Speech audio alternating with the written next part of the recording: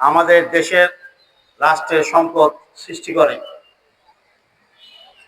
আমাদের মর্যাদা বাড়ায়, মনুষ্যত্ব এবং মানব সমাজকে এগিয়ে নিয়ে যায়। কিন্তু অত্যন্ত পরিতাপের বিষয়,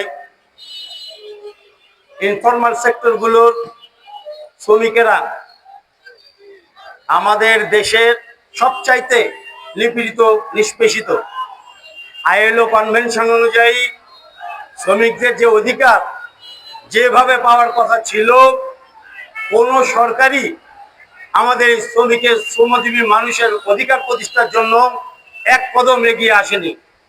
এ আপনারা জানেন, এই যে ইউনিট সরকারের সময়ে শ্রম সংস্কার কমিশন যেটা গঠন হয়েছে, সেই কমিশনে যে রিপোর্ট সারা দেশের শ্রমজীবী মানুষের পক্ষ থেকে গ্রহণ করে সেটা পেশ করা হয়েছে, সেটা কিন্তু সত্যিকার অর্থে সেভাবে পড়ে আছে।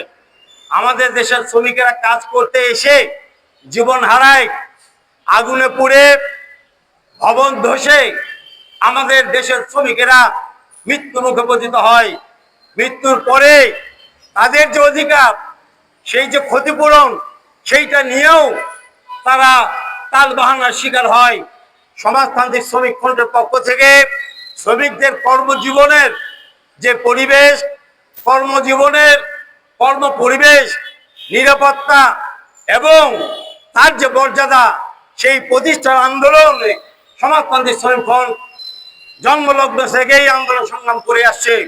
সেই আন্দোলন সংগ্রামে সমাজতান্ত্রিক শ্রমিক ফ্রন্টের পতাকা তলে সমস্ত শ্রেণী পেশার শ্রমিকদের ঐক্যবদ্ধ হওয়ার আহ্বান জানিয়ে, শ্রমিক ফ্রন্টের নেতৃত্বে শ্রমিক বিপ্লব করার আহ্বান জানিয়ে আমার কথা বলা এখানে শেষ করছি।